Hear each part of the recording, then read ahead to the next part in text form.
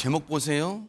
2명도 아니고 3명도 아니고 32명을 다치게 한다는 게 이게 가능한 거예요? 안진용 기자님. 네, 지난 24일 밤입니다. 대전 대덕구의 한 공구상가 인근에서 승합차와 버스가 충돌했다는 신고가 접수됐습니다. 어머나. 당시 그 아찔했던 현장이 모습이 담겼습니다. 그 모습 보면서 설명드리겠습니다. 영상이 있어요, 네네. 자, 버스 한 대가 교차로에 진입합니다. 그런데 그 순간 지금 빨간 원을 보셨죠? 어머나. 신호를 어긴 승합차 한 대가 빠른 속도로 달려오더니 어머나, 그대로 어머나. 버스의 측면을 저렇게 들이받아 버렸습니다. 버스는 사고 충격으로 밀려나갔고요. 철로 교각과 충돌하고 나서야 겨우 멈춰섭니다. 어머나, 저 옆에서 들이받은 저 승합차가 얼마나 빠른 속도로 직진을 하고 있었으면 저 대형 버스가 충격에 저렇게 튕겨 밀려나갔을까요? 관련해서 얘기 들어보시고 이어가 보도록 하겠습니다.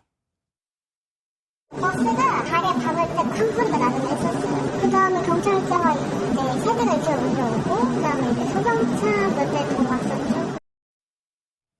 지금 밤 시간이에요. 김묘성 기자님, 혹시 저 버스에는 그럼 승객분들이 아무도 안 타고 있었나요? 어땠습니까? 굉장히 많이 타고 계셨습니다. 어머나. 이 버스가요, 대전에서 오송으로 향하는 간선 급행 버스예요. 어머나. 그러니까 많은 분들이 이용할 수밖에 없는 버스였고. 그러네요. 근데 이 가해 승합차의 그 사진을 보면요.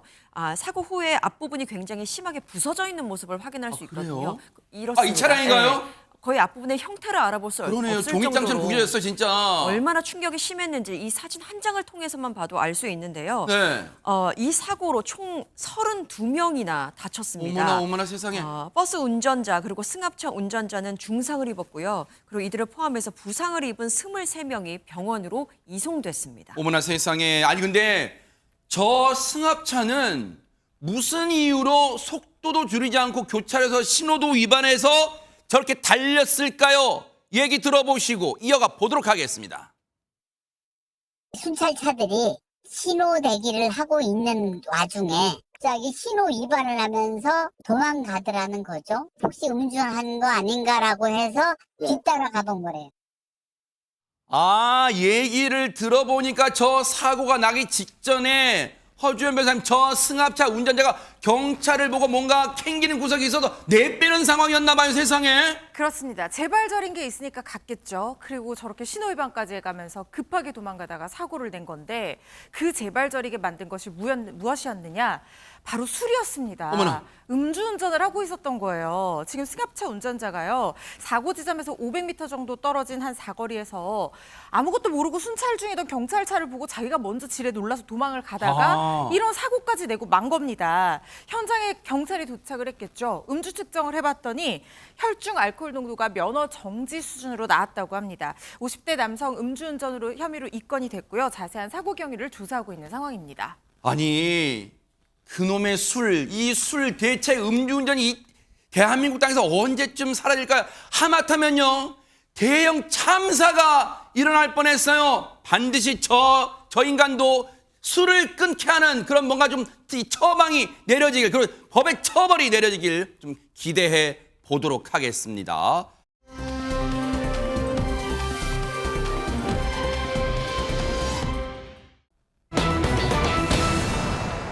횡령해놓고 뭐 잘했다고 그 다음에 말 줄임표가 있다는 것은 대체 어처구니 없는 짓을 뭐 저질렀다 이런 겁니까 지금? 태도가 이상한 거죠. 일반적이지 아하. 않은 태도를 했다는 것인데 네. 이게 지난 2022년에 MBN이 단독 보도를 통해서 밝혀낸 사실이기도 합니다. 아하. 그걸 먼저 말씀을 드리고 네. 대상이 누구냐? 구본성 전 아워홈 부회장의 혐의인데요. 그 업체 유명하잖아요. 예, 네. 그렇습니다. 이거 MBN에서 지난번에 2022년도에 처음으로 보도를 했는데 네. 내용이 이렇습니다. 두 가지인데요. 지난 2017년부터 2021년까지 네. 임원 지급 명목으로 지급된 상품권 있지 저 않습니까? 사람이에요? 예, 저 사람이에요. 그 상품권을 사들여서 현금화해가지고 개인 용도로 사용했다는 거예요. 하하, 참나. 두 번째, 네. 코로나19로 인한 경영난에도 과도한 성과급을 받은 혐의로 지난해 9월에 불구속 기소가 됐습니다. 허허. 그러니까 회사 돈을 빼돌린 혐의로 수사를 받았고 어제 1심 재판에 출석을 했는데 네. 출석하면서 보여줬던 모습, 네. 이 모습이 매우 기괴했다고 합니다. 기괴요? 예, 그 모습 함께 보시겠습니다. 허허, 네네.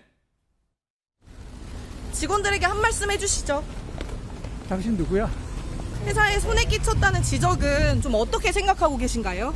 저리 가세요. 지분 매각 생각은 없으신가요? 내가 왜 낯선 사람하고 얘기해야 돼? 상품권 현금화 지시 없으셨나요? 비켜줘요. 비켜. 상품권 현금화 지시 있으셨습니까? 네, 가시죠. 네. 네, 아니 들어가세요. 비켜주세요. 구회장 싸우지 마시고 들어가시죠. 네. 오늘 재판 결과 어떻게 생각하십니까? 형량 결과가 과하다고 생각하시나요? 지금 경영 일사에 복귀하실 생각입니까? 경영 일사 복귀하실 생각이에요? 저 취재진 밀치시면 안 됩니다. 취재진 공격하시지 마세요. 직원들에게 하실 말씀 없으신가요? 자, 저 현장에는 MBN 취재진 전민석 기자도 있어서 앞서 이제 밀침을 당한 기자들 중에 한 명이 우리 전민석 기자였는데 당시에 얼마나 기자가 본 현장 저 사람 저 이름이 뭐예요? 구본성? 저 사람의 행동이 얼마나 기괴했는지 한번 얘기 들어보시고 이어가 보도록 하겠습니다. 아마도 이제 언론에 노출되는 게 좀 불쾌했던 것 같아요. 선글라스를 쓰시고 이제 마스크도 쓰시고 이렇게 등장을 했더라고요. 기자들이 본인을 촬영하는 게 불쾌하니까 제가 느끼기에는 이제 너희들도 좀 불쾌해봐라. 저는 뭐 느꼈는데 그 영상 취재 기자 카메라를 거칠게 밀치면서 이제 촬영을 못하게 하려고 했었고, 물론 렌즈를 가리기도 했었고요. 심지어는 때리기까지 하려고 했었는데 제가 싸우지 말고 들어가시죠 이렇게 달래기도 했어요. 법정에서는 별달리 돌발 행동을 하거나 하지는 않았습니다. 조용하게 있었어요. 우리 전민석 기자가 엊그제 결혼했어요. 이제 품절남 됐는데 저 영상을 아내분이 보면 얼마나 걱정했을까요, 세상에. 근데 보세요. 최민 기자님, 저 구본성이라는 사람은 뭘 잘했다고 지금 저렇게 지금 기다려 밀치고 그리고 모든 국민이 보는 상황에서 뭐 영어로도 하고 뭐 거칠게 얘기를 하는 거예요. 뭘 잘했다고? 일단 첫 번째는 본인이 죄를 저지르지 않았다고 생각하고 있을 거예요. 아하. 왜냐하면은 보통 저럴 때 보이는 반응은 두 가지거든요. 한 부분은 이제 굉장히 위축이 돼요. 본인이 수치스러움을 느끼면 네. 진정한 죄책감은 아니더라도. 근데 저분의 반응에서는 수치스러움이 전혀 없는 거예요. 그러니까 나는 죄가 없다라고 생각하고 있는 거고 네. 아마 본인이 실제로 본인이 갖고 있는 많은 영향력을 통해서 본인의 무죄를 밝힐 수 있다고 지금도 믿고 있을 거예요. 영어로 욕을 한 거는 사실 아마 영어로 욕을 하고 싶지 않고 더 센 욕을 아마 한국말로 하고 싶은 말이 있었을 거예요. 그러나 차마 그렇게는 할 수 없으니까 본인이 영어로 욕을 한 거고 네. 그러나 그거로 화가 안 풀리니까 그 다음에는 비켜라고 얘기한 거지요. 네. 카메라로 사진을 갖다 찍은 거는 이제 몇 가지 부분이 있는데 첫 번째는 저게 어떤 의미에서 상대방의 그 촬영을 방해하는 도구로 카메라를 사용했고요. 손으로 막는 게 아니라. 두 번째는 한번 너도 나를 찍으면은 나도 너를 찍겠다라는 일종의 심리적 보복 행위로도 볼 수 있고요. 네. 세 번째는 아마 저 찍은 거를 갖다 나름대로 아마 저분의 밑에 있는 분들한테 저 사진을 주면서 네. 어느 기자인지 누군지 찾아내봐. 아하. 그래서 어떻게 조처를 취해봐. 라는 아마 나중에 그 이용을 하려고 정보를 모으기 위해서 찍었을 가능성이 보복하려고? 있어요. 아, 네. 참 진짜 웃음도 안 나와요. 근데 보세요. 앞서 그 구본성이라는 사람이 직함 붙이고 싶잖아요. 저런 행동하는 사람. 뭐 부회장이고 뭘. 근데 보세요. 구본성이라는 사람이 보세요. 내가 왜 낯선 사람하고 얘기해. 그러면 보세요. 안진용 기자님. 법정에 들어가서 판사한테도 그러겠네요.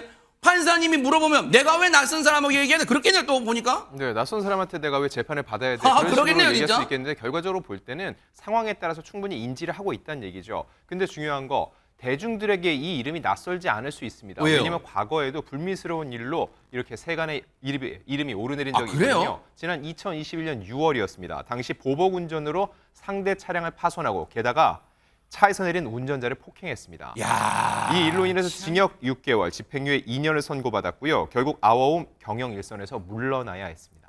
품행불량.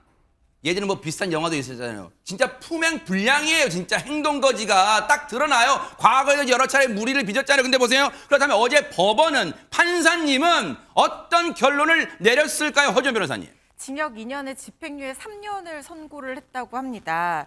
업무상 배임 그리고 횡령 혐의로 지금 기소가 돼서 재판을 받게 됐는데 배임액이 2억 9천 가량으로 혐의를 받았고 횡령액은 무려 31억 가량의 혐의를 받았는데요. 일부는 인정이 되고 일부는 인정이 되지 않았습니다. 인정된 혐의로는 회사에서 관리하던 상품권이 있었다는 거예요. 그거를 현금화해서 자기가 뭐 한남동에 땅이 있는데 그 세금 같은 거 나오잖아요. 종합부동산세 토지세 자기 개인 토지 세금을 내는데 회사 돈을 이용을 했다는 거예요. 그리고 이 부분에 대해서 지적을 하니까 어떻게 변명을 했냐면 이게 선대 아버지 때부터 이렇게 해오던 것이라서 문제가 없다 뭐 이런 식으로 얘기를 했다는 거예요. 재판부가 바로 그 점까지도 꼬집었습니다. 아버지를 핑계로 회사에 부당한 손해를 끼친 것이다 이렇게 판단을 했고요. 다만 경영성과급을 코로나19 기간 동안 부당하게 받았다는 혐의도 적용을 받았고 또 회사 돈으로 개인 명의 골프장 회원권을 구입했다는 그 혐의도 받았었는데 이 부분은 인정이 되지 않아서 지금 집행유예까지 나온 걸로 보이는데 검찰이 지금 항소 여부 검토하고 있다는 얘기가 들리거든요. 이게 양형 기준선으로 보면은 뭐 이 여러 가지 양형 요소로 인해서 집행유예가 선고될 수 있는 상황이 있었을지 모르겠지만 지금 횡령 액수가 굉장히 큰데 인정되지 않은 부분이 많기 때문에 검찰이 항소할 가능성이 상당히 높아 보입니다. 그래요. 물론 판사님 오해하지 마세요. 이 여러 가지 종합적 검토에서 집행유예란 징역형의 집행유예, 그러니까 죄가 있는 거예요. 법정 구속은 안 됐고 집행유예지만 뭔가 고려하셨겠지만 판단하셨겠지만 시청자분들은 국민 정서상 뭐야 가진 사람이라고 진짜 봐주는 거야? 라는 오해를 충분히 할 수도 있을 것 같다 이런 생각이 들어요. 검찰이 만약 항소한다면 항소심 재판부의 판단도 뉴스파이터가 바짝 따라붙어 보도록 하겠습니다.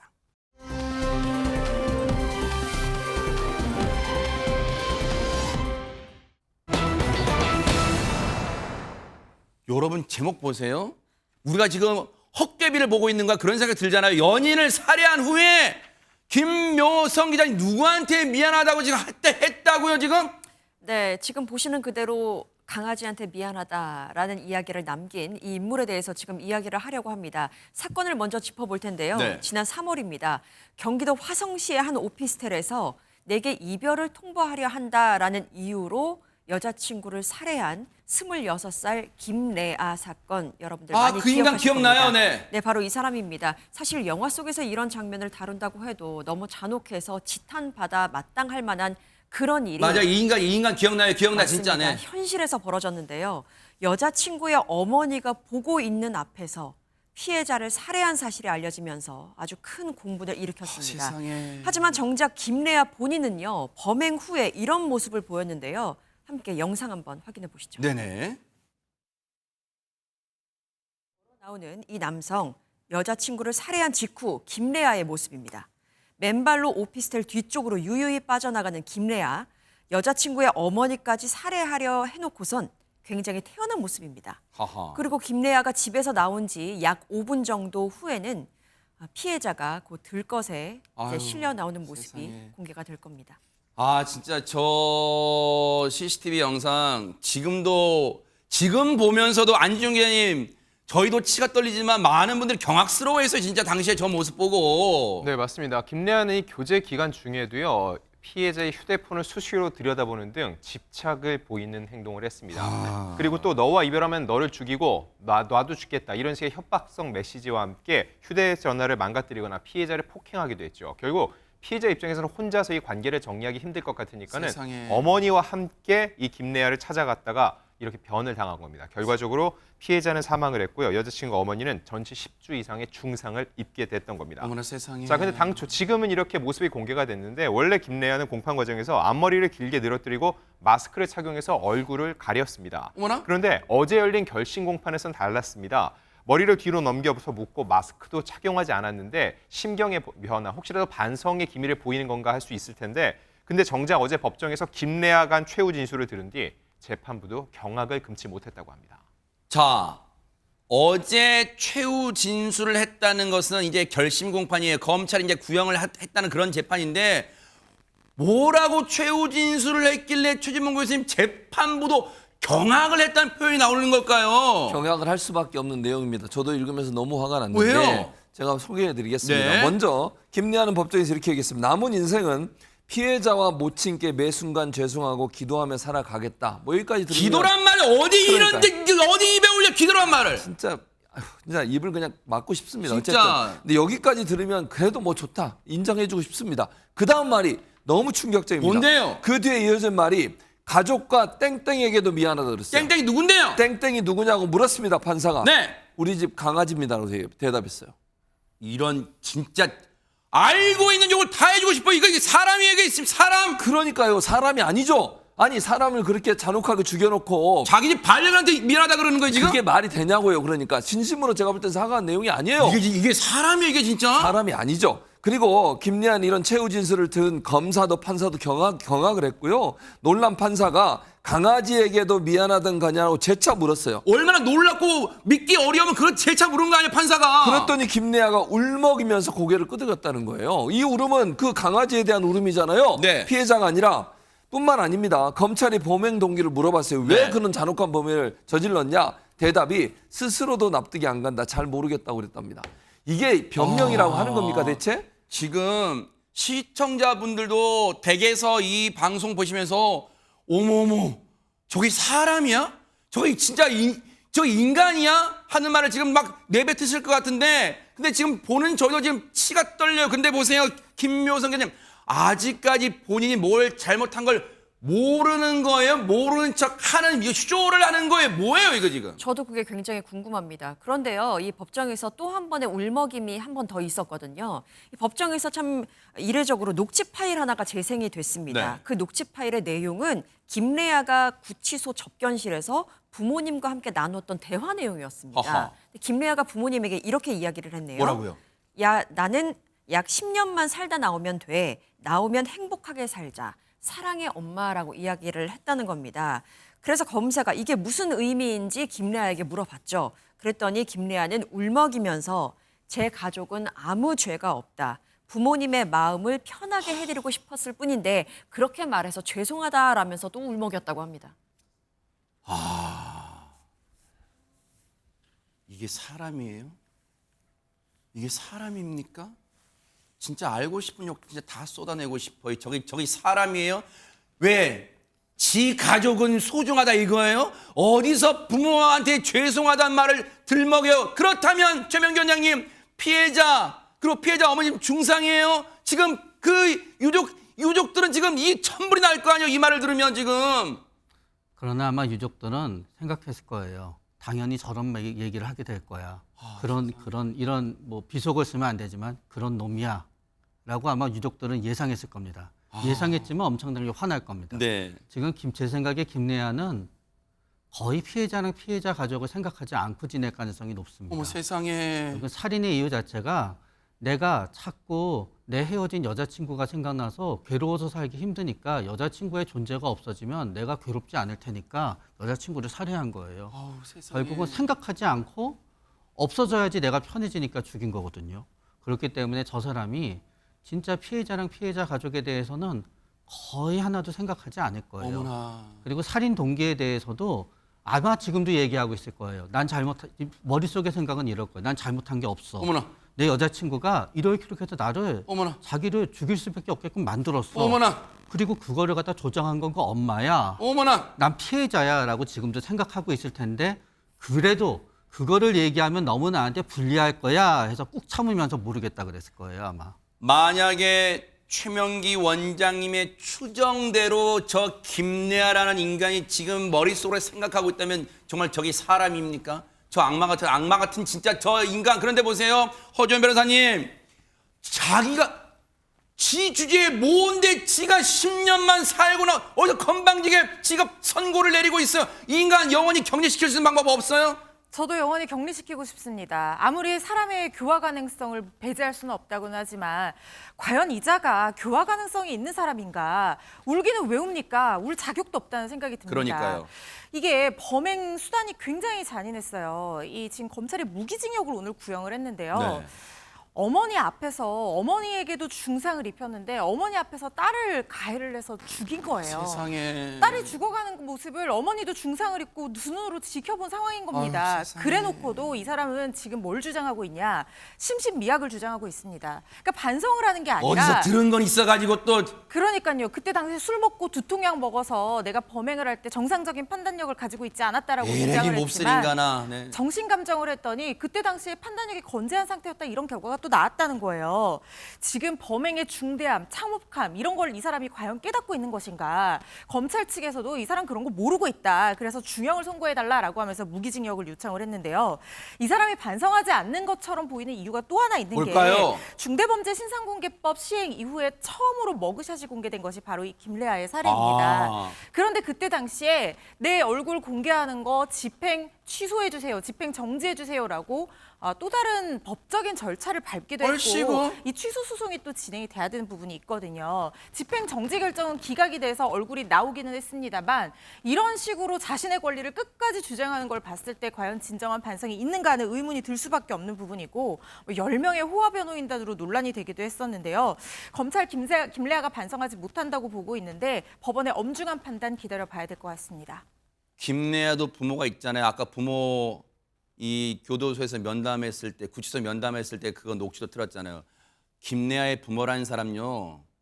물론 연좌제는 아니겠습니다. 대한민국 연좌제는 없습니다만 그 부모도 평생 유족들한테, 피해자 가족한테 석고되지 않은 마음으로 살아요. 안 그러면 정말로 국민들이 분노하고 가만 내버려두지 않을 거다. 이렇게 경고를 날립니다. 지켜보도록 하겠습니다. 선고까지 지켜볼 거예요.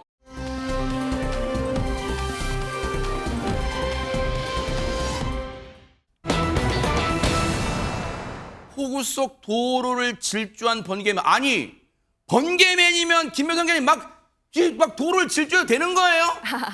사실 근데 번개맨 생각하면요. 전기를 다루나 뭔가 하늘에서 내려오는 그 번개를 막나? 뭐 이렇게 생각할 수 있는데 네네. 그런 번개맨이 아니라요. 번개처럼 매우 빨라서 붙여진 한 영웅의 이야기를 준비를 진짜예요? 했습니다. 오. 지난 추석 연휴를 앞두고요. 네. 밤 늦은 시각에 서울에서 폭우가 쏟아진 날이 있었거든요. 맞아요. 있었어요. 네네. 네, 그때 서초구 강남대로에 번개맨이 나타났다라는 목격담이 속출했습니다. 네. 사진 한 장 먼저 보여드릴게요. 네네. 사진을 보시면요. 이렇게 어머나. 휠체어에 한 여성이 타고 있고 그 휠체어를 또 다른 남성이 이렇게 밀면서 신호등을 건너는 모습 같은데 막 사진이 흔들리고 머리가 휘날리는 거 보니까 굉장히 재빠르게 움직였던 것 같아요. 저 다리가 진짜 희미하게 보니까 그렇죠. 굉장히 다리가 빨랐다는 얘기잖아요. 어머머머 그래서 세상에네. 목격자들은요. 우산도 없이 휠체어를 재빠르게 밀어주는 저 남성을 향해서 번개맨을 봤다라고 소리를 친 겁니다. 근데 솔직한 심정으로는요. 안진웅 교수님 저 사진을 보신 분들의 솔직한 심정은 그래 100번 양보해서 저 사진 찍었을 때 번개라도 쳤으면 번개맨이다 하는데 저 왜 번개맨이라고 하는지 솔직히 도통 이해는 안 돼요. 어떤 상황일까요? 자, 전날 무슨 일이 있었는지 그리고 번개맨의 정체는 누구인지 시내버스 블랙박스는 알고 있었습니다. 어머나. 그 영상 보면서 설명드릴게요. 네네. 굵은 빗줄기가 쏟아지는 밤 시내버스 안입니다. 신호대기를 하고 있던 버스 기사가 갑자기 무언가 보고 재빠르게 안전벨트를 풀어 문을 열고 뛰어나갑니다. 이례적인 상황이죠. 자, 그리고 버스의 블랙박스에 찍힌 장면입니다.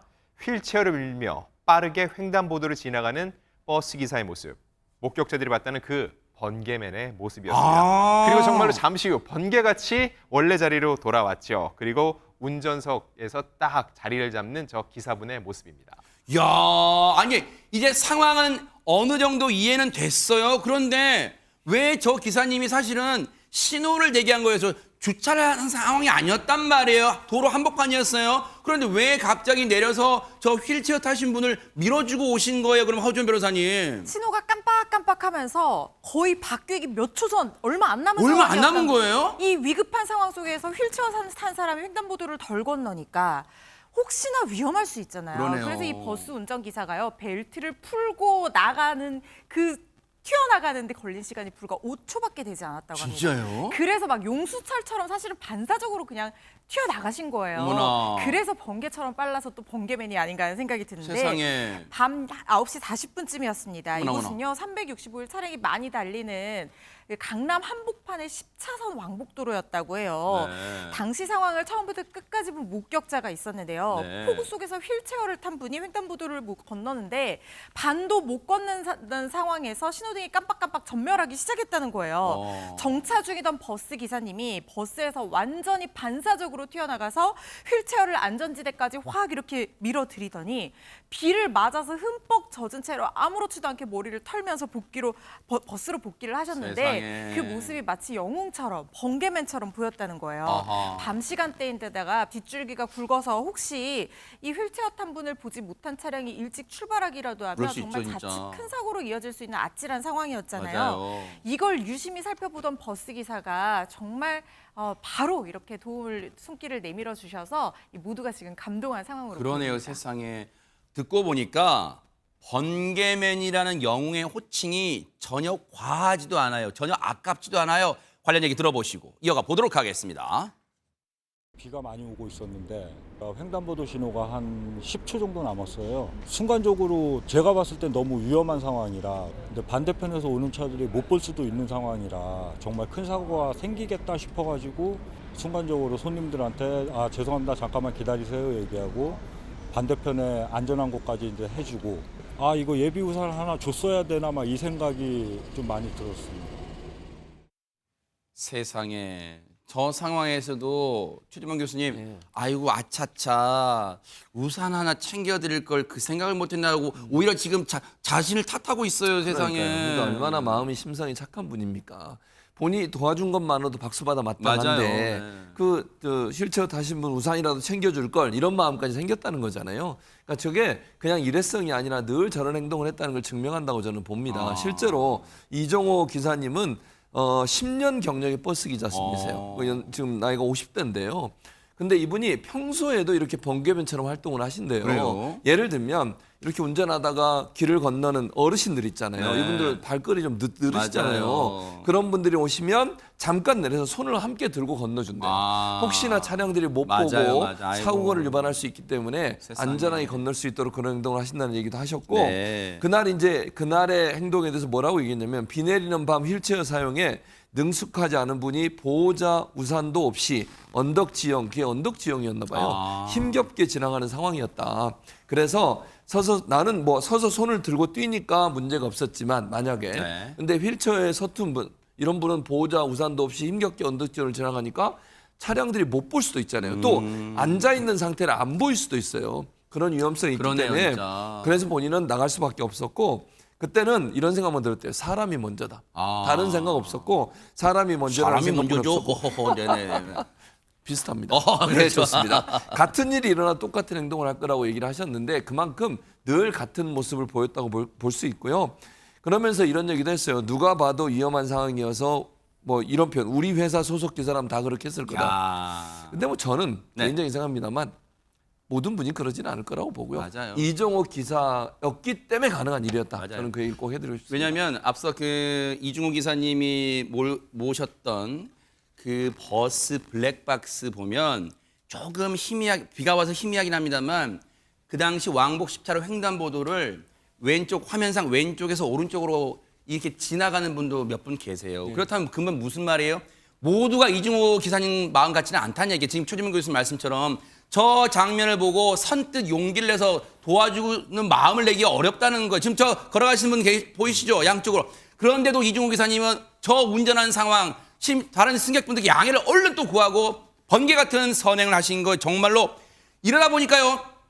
이중호 기사님이 모시는 버스 470번 버스입니다. 그리고 차량 번호는 1371호. 자, 혹시 타시다가 470번 1371호 이중호 기사님 너무 멋쟁이에요. 한번 엄지척을 해주신다면 아마 더 기운 나시지 않을까 그런 생각 해봅니다. 이중호 기사님이 정말 우리 사회 영웅이십니다. 이런 생각 해봅니다. 칭찬해드립니다.